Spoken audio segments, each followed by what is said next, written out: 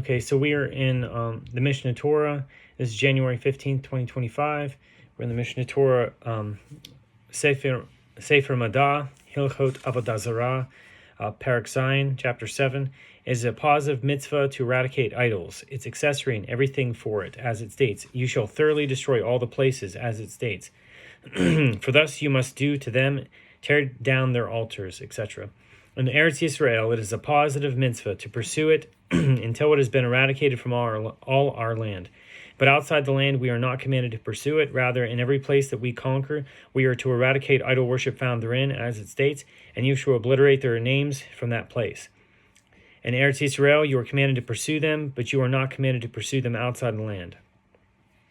An idol itself, its accessories, that which is offered to it, and anything that is made for it, it is forbidden to benefit from them, as it states, do not bring anything repulsive, like an idol, into your house. One who benefits from any of all these is flogged doubly, once for do not bring anything repulsive into your house, and once for the command, let nothing that has been declared haram or taboo remain in your hands. An animal that was offered to idol worship is completely forbidden, even its waist, its bones, its horns, its hooves, and its skin. It is forbidden to benefit from any of them. Therefore, if a hide bears a mark by which one recognizes that the skin was an offering to idol worship, for example, as their practice was to tear a round hole opposite the heart and remove the heart, it is forbidden to benefit from all such skins with the corresponding hole. So too with anything similar. What is the difference between a non-Jew's idol worship and a Jew's idol? What is the difference between a non-Jew's idol and a Jew's idol? If it is immediately forbidden to benefit from the idol of a non-Jew, as it states, the sculpted idols of their gods you shall burn in fire. As soon as it is sculpted, it becomes his god. But a Jew's is not forbidden to benefit from until it has been worshipped, as it states, and places it in secret. Until he does with it secret things, namely worships it, because that's like a limiting phrase, right? Secret in a secret place. Accessories of idol worship, whether belonging to a non-Jew or to a Jew, are not forbidden until they have been used for idol worship. One who makes an idol for others, although he is flogged, his fee is permitted, even if he made it for a non-Jew, in which case the idol is immediately forbidden because it is not forbidden until it is completed. And the final hammer blow, which completes it, does not have the value of a pruta, or like a really small coin, a minimal value by currency, like a penny. One who purchases mixed scrap metal from Gentiles and finds an idol among it, if he paid money but did not yet draw it and take possession, he may return them to the Gentile. So too, if he drew it but did not yet pay money, for although drawing property from a Gentile comprises an act of acquisition, here it is considered an erroneous transaction. But if he drew it and paid money, he must cast it into the Dead Sea. I think it says Salt Sea in the Hebrew. So too a Gentile and his brother, who is a convert, who received an inheritance from their Gentile father, which included idols in his estate. The convert may tell the Gentile, you take the idols, and I will take the monies. You take the libation wine, and I will take the produce. But if they already entered the possession of the convert, they are forbidden. Images made by Gentiles for ornamental purposes, it is permitted to benefit from them. But images that were made by them for idol worship are forbidden. How can they be differentiated? All images found in villages, it is forbidden to benefit from them, as the presumption is that they were made for idol worship. Those found in cities, if they stood at the entrance of the city, and the hand of the image holds the form of a staff, or a bird, or an orb, or a sword, or a crown and ring, it is presumed to be of idol worship, and it is forbidden to benefit from it. And if not, it is presumed to be for ornamental purposes and is permitted. Images found cast aside in markets or among scrap metal are permitted, which goes without saying for broken images. But if one finds the arm of an idol, or its leg, or any of its limbs cast aside, it is forbidden to benefit from it. For since he knows for certain that it is the limb of a worshipped idol, it remains in its forbidden status until one knows for certain that Gentiles nullified it. One who finds vessels with an image of the sun or the moon or a dragon, if they were silver or gold vessels or garments of fine scarlet wool, or if they were engraved on nose rings or on rings, they are forbidden, but on other vessels they are permitted, because they are presumed to be ornamental. So too, other images found on vessels are presumed to be ornamental and are permitted. An idol, its accessories, and that which is offered to it are forbidden in any amount. What is an example thereof? An idol which became mixed together with decorative images, even one among several thousand, one must cast all of them into the Dead Sea. So too, if an idolatrous goblet became mixed among several other goblets, or a piece of meat which was brought into a house of idol worship was mixed among several other pieces, they must all be cast into the Dead Sea.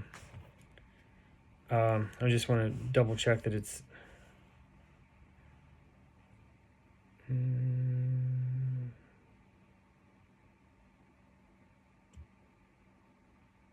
Yeah, the sea, Liyam Hamalach. So it's the salt sea. So too, if a skin punctured at the heart was mixed among several other skins, it is forbidden to benefit from them all. If one violated this prohibition and sold an idol or one of its accessories or that which was offered to it, it is forbidden to benefit from the monies. And they too make any monies in which they become mixed forbidden in any amount, just like idolatry, as it states, and you will become taboo like it. Anything which you obtain in exchange for an idol, its accessories, or its offerings receives its status. An idol or an Asherah tree which burned, it is forbidden to benefit from its ash. A coal of idolatry is forbidden, but a flame is permitted because it has no substance. An item of doubtful idolatrous status is forbidden. If there is a double reason for doubt, it is permitted. And what is an example thereof? A goblet of idolatry which fell among a storehouse full of goblets. They are all forbidden, because idolatry and all its accessories forbid in any amount. But if a single goblet was separated from the jumble and became mixed among two other goblets, they are permitted. An idolatrous ring, which was mixed among 100 rings, and two of them fell into the great sea, all the others became permitted. For one may assume that the forbidden ring was among the two that fell. If it became mixed among 100 and they were divided, 40 in one place and 60 in another, and the 40 fell and became mixed among the other rings, they are all permitted. For one may assume that the forbidden ring was among the majority. But if the 60 rings fell among the rings, they are all forbidden. An Asherah tree, whether it itself was worshipped or whether an idol was placed beneath it, it is forbidden.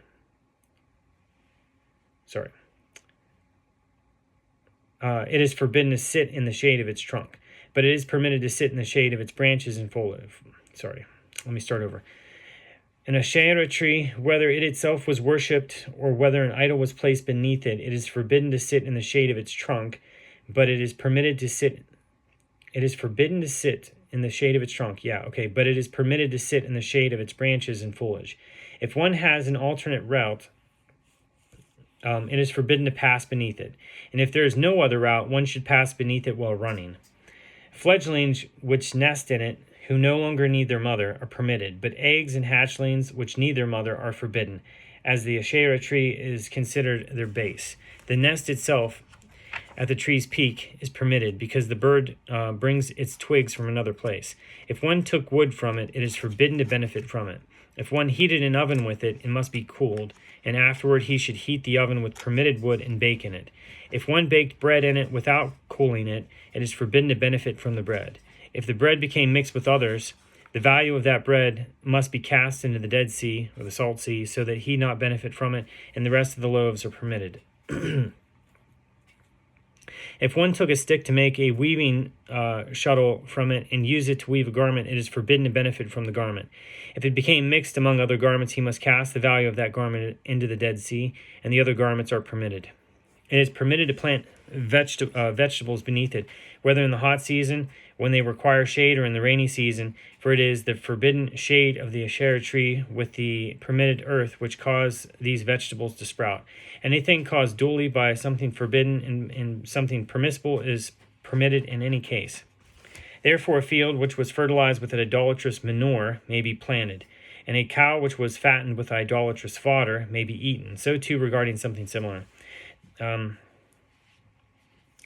Meat or wine or produce which were prepared as offerings to idolatry, it is not forbidden to benefit from them, although they were brought into the house of idol worship, until they were offered in front of it. If they were offered in front of the idol, they have become its offerings, and even if they removed them afterwards, they remain forbidden forever. Anything found in a house of idol worship, even water and salt, it is biblically prohibited to benefit from it, and one who partakes of them in any amount is flogged. One who finds clothing or vessels or monies on top of an idol, if he found them in a demeaning way, they are permitted, and if he found them in a respectful way, they are forbidden. How can this be determined? If one finds a pouch of coins hanging around its neck, a garment folded and placed on its head, or a pot overturned on its head, it is permitted, for this is demeaning fashion, so too with anything similar. If he found on top of it something of a type offered on the altar, it is forbidden. When does the above apply? If he found them outside its place of worship. But if he found them inside, whether in respectful fashion or demeaning fashion, whether it is an item fit for the altar or an item unfit for the altar, anything found inside is forbidden, even water and salt. Regarding peor and markalus, anything found with them, whether inside or out, one is forbidden to derive benefit from them. So too with the stones of markalus, it is forbidden to derive benefit from any stone which appears to be with it. So that's the idol where the mode of worship is to throw stones at it. So there would obviously be a lot of stones by this idol. Okay, idolatry which has a dedicated bathhouse or garden, one may benefit from them without expressing appreciation, but one may not benefit from them and express appreciation. If it was dedicated both to the idol and to the others, one may benefit from them and even express appreciation to the priest as long as one does not pay a fee. A bathhouse with an idol inside it, one may bathe in it, for it is made there for ornamentation and not for worship, as it states, they're gods. When they treat them as gods, and not when they demean them, like a statue which stands at the sewer, and all urinate in its presence. But if this was its mode of worship, it is forbidden to enter therein. An idolatrous knife, which one used for slaughter, the slaughtered animal is permitted because it is a destructive action, but if the animal was in imminent danger of dying, it is forbidden because it is an action that improves the animal, and this improvement involves benefit from idolatrous accessories. It is also forbidden to use it to cut meat, as this improves it, but if he cuts in a detrimental and destructive manner, it is permitted. Parachet, chapter 8, anything which is not a product of human involvement and was not made by a person.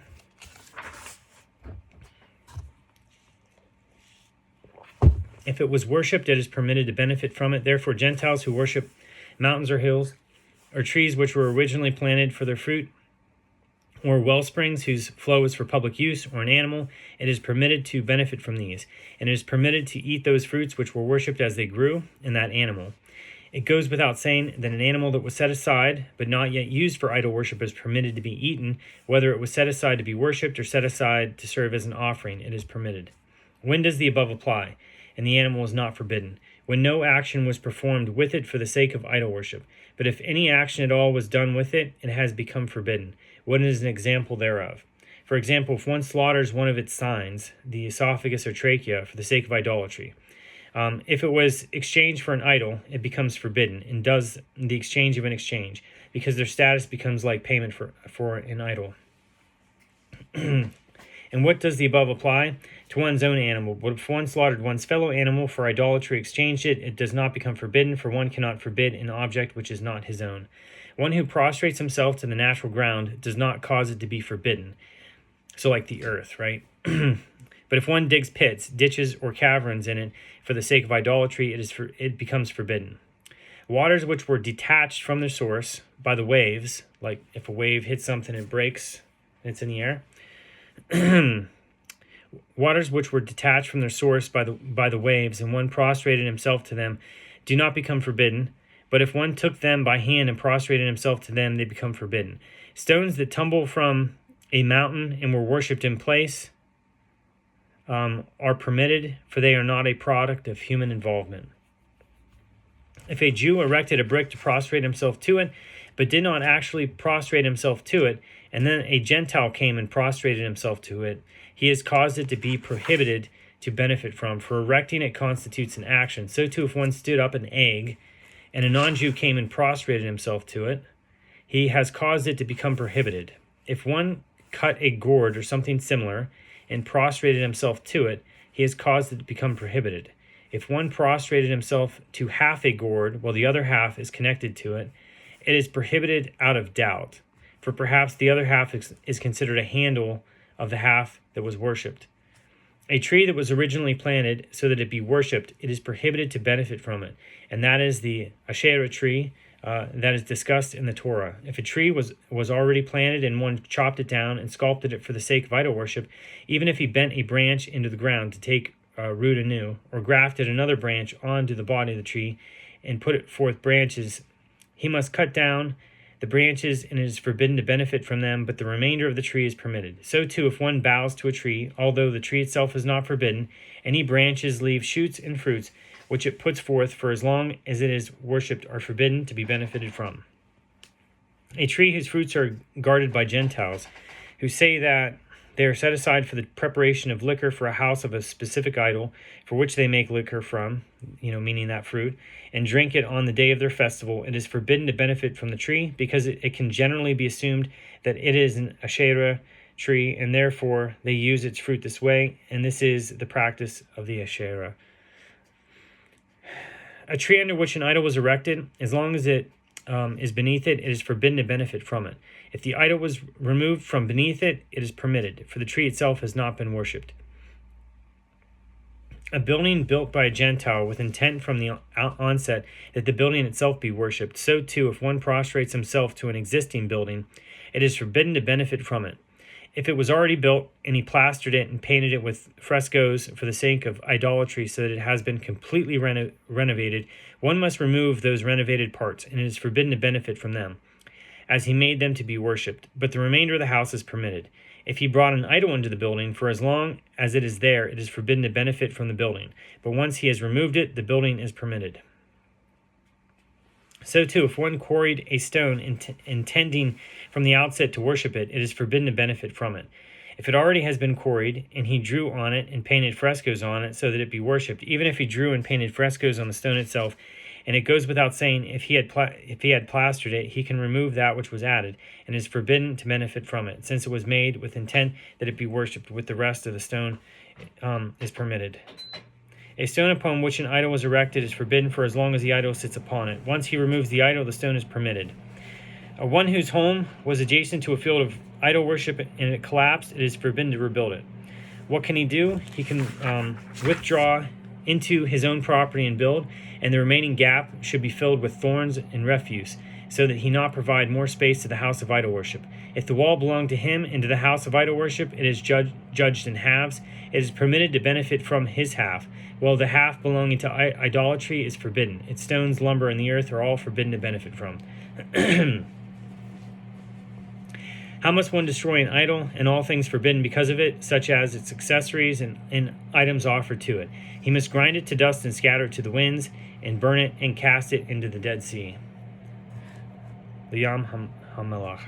See, an item which is not a product of human involvement, which was worshipped, such as mountains or beast or a tree, although it is permissible to benefit from the worshipped item itself, it is forbidden to benefit from its claddings. One who benefits from any amount of them is flogged, as it states, "You shall not covet the silver and gold upon them." All claddings of idol worship are considered its accessories. An idol belonging to the Gentiles, which was nullified by the Gentiles before entering Jewish possession, it is permitted to benefit from it, as it states, "The idols of their gods you shall burn in fire," meaning that when they entered our possession, the Gentiles still treated them as gods, but if they nullified them, they were permitted.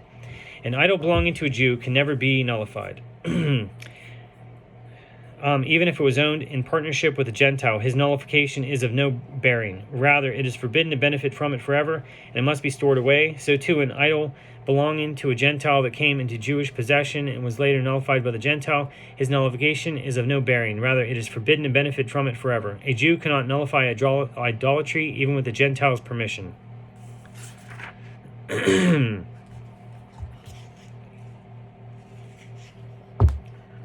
A Gentile who is a minor or a shoteh, mentally incompetent person, cannot nullify idolatry. A Gentile who has nullified idolatry, whether his own or of other Gentiles, under coercion, even if a Jew forced him to do so, it is nullified on the condition that the Gentile who nullified it is an idol worshiper. But if he is not an idol worshiper, his nullification is invalid. One who nullifies an idol has nullified its accessories, but if he only nullified its accessories are permitted, while it remains forbidden to benefit from it as before until he nullifies it. Items offered to idolatry can never be nullified. So how does one nullify it? If he cut off the tip of its ear or the tip of its nose or the tip of a finger or defaced it, even if no part is lacking, or sold it to a Jewish metalsmith, it has been nullified. However, if he gave it as security for a loan, or sold it to a Gentile, or to a Jew who is not a metalsmith, or if a building collapsed upon it and he did not clear it, or if it was stolen by thieves and he did not claim it, if he spat in its face, urinated in its presence, dragged it, or threw filth at it, it is not nullified. An idol whose worshippers abandoned it during peacetime, it is permitted to benefit from it, for they have nullified it. But if it was during wartime, it is forbidden, because they only abandoned it due to the war. An idol that broke on its own, it is forbidden to benefit from its shards, until they nullify it. Therefore, one finds broken shards of an idol, it is forbidden to benefit from them. For it may be that the Gentiles did not nullify it. If it was made of jointed pieces, and a non-expert could fit the pieces together, each one of the joints must be nullified. And if a non-expert could not put the pieces back together, once he has nullified one limb of them, all the shards are nullified. It's interesting because this is completely relates to archaeology today. So, an idolatrous altar, mizbeach, which was damaged, it is forbidden to benefit from it, while most of it has been dismantled by Gentiles. While the behemoth that has been damaged is permitted. What is the behemoth and what is an altar? A behemoth consists of one stone, an altar of many stones. How can stones offered to Markalus be nullified? Once they have been built into a building or used to pave roads or other such use, it is permitted to benefit from them. Because basically, if these are just random stones that are thrown into this idol, once they go into like a road or something like that, like a wall or a building or something like that, it's just like all other material. It's almost like, so it's being nullified in with everything else. How can an Asherah be nullified? If one plucked a leaf off of it, or cut a shoot off of it, or took a stick or a rod from it, or filed it down when unnecessary for the tree itself, it is nullified. If he filed it down for the benefit of the tree, it is forbidden, but its shavings are permitted. If it belongs to a Jew, whether it was for the tree's benefit or his own, both the tree and its shavings are forbidden forever. For idolatry belonging to a Jew can never be nullified. So chapter 9. Paraktet. 3 days prior to the Gentile festivals, it is forbidden to buy from them or to sell to them non-perishable items, or to borrow from them or lend to them, to repay them or to receive payment from them for a loan backed by a note or by a security deposit. But one may accept payment of an oral loan from them because he is considered to be salvaging it from their hands, and is permitted to sell them perishable items such as vegetables and cooked dishes until the day of their festival. Where does this apply? In Eretz Yisrael. But in other lands, it is only forbidden to do so on the day of their festival exclusively. So this is interesting because there is another halakhic opinion that I think this is in the Talmud. So someone brings up the case. So he says that it's for 3 days prior to a Gentile festival. And then there was another opinion 3 days following a Gentile festival. So if you have a week, it's 7 days. If you have a festival on it, 3 days prior and 3 days after means you can't do business with the Gentiles. So there was that opinion out there, and it's kind of funny because it's just like a way that to prevent business. But yeah, so. This is the lighter opinion. If one transgressed and conduct commerce with them during those 3 days, it is permitted to derive benefit thereof. But if one conducts commerce with them on the day of their festival, it is forbidden to derive benefit thereof. It is forbidden to send a gift to a Gentile on his festive day unless it is known to the sender that he does not recognize idolatry and does not worship it. So too regarding a Gentile who sent a gift to a Jew on the day of their festival, he should not accept it from him, and if he is concerned with causing animosity, he may accept it in his presence, but then may not derive benefit from it, unless he knows for certain that this Gentile does not worship idols nor recognize them. So if the festival of those Gentiles lasts for many days, 3 or 4 or 10, all those days are considered as a single day, and they are all forbidden, along with the 3 preceding days. Okay, Christians are considered idol worshippers, and Sunday is their holiday. It is therefore forbidden to conduct commerce with them in Eretz Yisrael on Thursday and Friday of every week. It goes without saying that, obviously, Shabbat, Saturday, you can't do business with them. So it goes without saying that Sunday itself is forbidden in every location. This is how we conduct ourselves with them on all their festivals. So he's saying because their day is the first day of the week, we don't do business with them on their festival, and then 3 days prior. So the day when the Gentiles assemble to inaugurate a king for themselves, on which they offer sacrifices and praise their gods, is their festival day, and has the status of their other festivals. So this, I think this was a Roman practice. So, but a Gentile who makes an individual festival day on which he recognizes his own idol and praises it, on his birthday, or on the day he shaves his beard or his forelock, or on the day he landed from sea, or of his release from prison, on the day of his son's wedding feast, or on similar occasions, only that day and for that specific person is forbidden. So too, on the day when a relative of theirs dies and they establish it as a religious holiday, those who establish it are forbidden on that day. Any death ceremony which includes the burning of vessels and the kindling of incense can be recognized as including idol worship. The day of the festival is only permitted vis-a-vis those who worship on it, but Gentiles who celebrate on it and eat and drink and follow the custom, or who mark the day out of respect for the king, but not themselves recognize the idol, it is permitted to conduct commerce with them. Items which are specific to a certain type of idolatry may never be sold to worshippers of that idol in that location. Items which are not specific to it are permitted to be sold to them without specifying their purpose. But if the Gentile specified that he is purchasing them for the idol worship, it is forbidden to sell to them, unless he first disqualifies them as offerings to the idol worship, for they do not offer a defective item to idolatry. So if one had specialized items mixed together with non-specialized items, for example, pure frankincense along with black frankincense, one may sell it all without specifying its purpose, and one need not be concerned that he will pick out the pure material alone for idol worship. So too in all similar circumstances. Just as one may not sell to Gentiles items which encourage them to worship idols, so too one may not sell them items which involve public harm, such as bears and lions, and weapons, and shackles and chains. Nor do we hone their weapons. Anything which is forbidden to be sold to a Gentile is forbidden for the sale to a Jew who is suspect of selling them to Gentiles. It is also forbidden to sell harmful tools to a Jewish thief. If Jews dwell among Gentiles and enter a covenant with them, it is permissible to sell weapons to the king's servants and to troops, for they use them to make war against those who would besiege the city in order to save it, resulting in their protecting us, for we are present among them. It is permitted to walk outside a city with idolatry inside, but it is forbidden to enter it.